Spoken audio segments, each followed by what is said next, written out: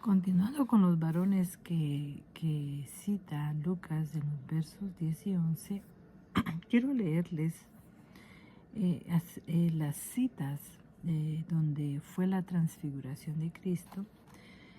Y dice, y se transfiguró, eso está en Mateo 17, 2 y 3, que dice, y se transfiguró delante de ellos, y resplandeció su rostro como el sol, y sus vestidos se hicieron blancas como la luz.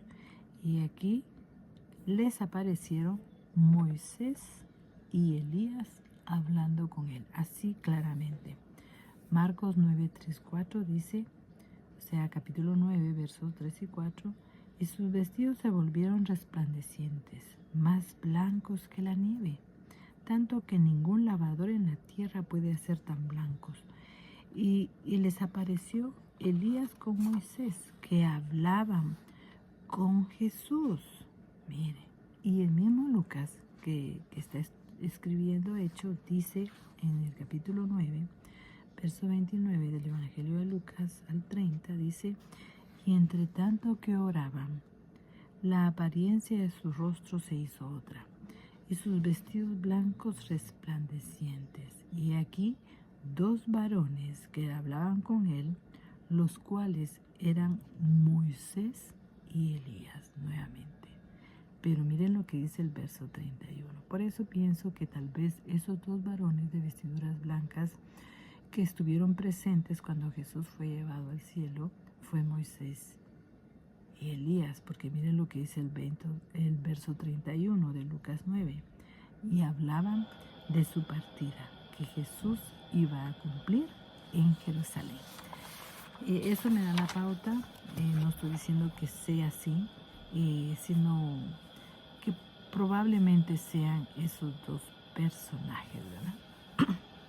Y después de esto, Lucas empieza a narrar cómo los apóstoles de Cristo estaban preparándose para ese acontecimiento glorioso que era la venida del Espíritu Santo en sus vidas.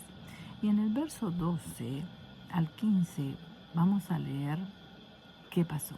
Dice, entonces volvieron a Jerusalén, Jesús ya había sido llevado al cielo, se regresan a Jerusalén, que dice que estaba cerca a un día de camino, día de reposo, o sea, caminando lento, ¿verdad? Y dice que volvieron a Jerusalén desde el monte que se llamaba del Olivar, al cual está cerca de Jerusalén, camino de un día de reposo. Y entrando subieron al aposento alto. El aposento alto, todas las casas en Israel, quizás por el calor, tenían como una terraza que era abierta, ¿verdad? Tal vez tenía techo, pero era abierta, ¿verdad? Y ahí era donde como el lugar de reunión, ¿verdad? Y ahí estaba, y en ese lugar moraba Pedro, Jacob, Juan, Felipe, Andrés, Tomás, Bartolomé, Mateo, Jacobo, hijo de Alfeo, Simón el celote y Judas, hermano de Jacob. Eran los 11, estaban ahí hospedados, porque recuérdense que ellos eran de Galilea. Y todos estos, dice, perseveraban unánimes en oración y ruego. Aquí vemos las otras personas que estaban con ellos. Estaban con las mujeres y con María, la madre de Jesús, y con sus hermanos, es decir, con los demás hijos de María. En aquellos días Pedro se levantó en medio de los hermanos y los reunidos en ese aposento alto eran como, no dice que eran exactamente 120, eran como 120 en números aproximadamente, ¿verdad? Pudieron haber más o menos. Y les dijo,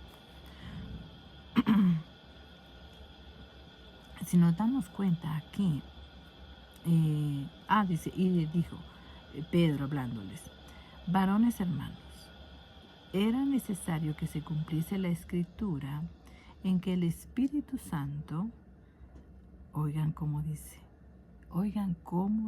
aquí Pedro, habló antes por boca de David acerca de Judas, que fue guía de los que prendieron a Jesús. Verso 17. Y era contado con nosotros y tenía parte en este ministerio. Este pues, con el salario de su iniquidad adquirió un campo, y cayendo de cabeza se reventó por la mitad, y todas las entrañas se derramaron. Eso lo está diciendo el apóstol Pedro. Y fue notorio a todos los habitantes de Jerusalén, de tal manera que aquel campo se llama en su propia lengua Aceldama, que quiere decir campo de sangre. Porque está escrito en el libro de los Salmos: sea hecha desierta su habitación, y no haya quien more en ella, y tome otro su oficio. Miren, mis amados hermanos, a mí esto me impresionó. Hombre está transformado en otro hombre. Quiero decir, Pedro está transformado en otro hombre. Él está hablando acerca de la profecía de David. De la manera en que lo presenta Pedro, ya no es un Pedro que conocimos antes de la muerte de Cristo, ¿verdad? Pedro está transformado, está trazando de una manera extraordinaria la palabra de Dios. Porque, por ejemplo, miren, dice que cuando él habla de la profecía de David, que fue dicha por, del Espíritu Santo, dicha por boca de David: sea hecha desierta su habitación, y no haya quien more en ella. Eso está en el Salmo 69:25. Y la segunda parte dice: tome otro su oficio, está en el Salmo 109:8. O sea, ¿cómo Pedro pudo trazar a la perfección esa profecía? No lo hizo Pedro. Era el Espíritu Santo que ya moraba en él. Mira, ya estaba dentro de él. Recuérdense que cuando Jesús, en una oportunidad que se apareció, creo que fue la primera vez, sopló sobre ellos y les dijo: reciban el Espíritu Santo. Creo que fue en Mateo, que es, ellos recibieron, ya tenían el Espíritu Santo, pero aún no se había manifestado, ¿verdad? Y esto fue profetizado, él dice, por el Espíritu Santo por boca de David. O sea, Pedro está recibiendo una revelación por el Espíritu Santo. Y por esa razón, Pedro quiere completar la profecía integrando el miembro que faltaba de los 12.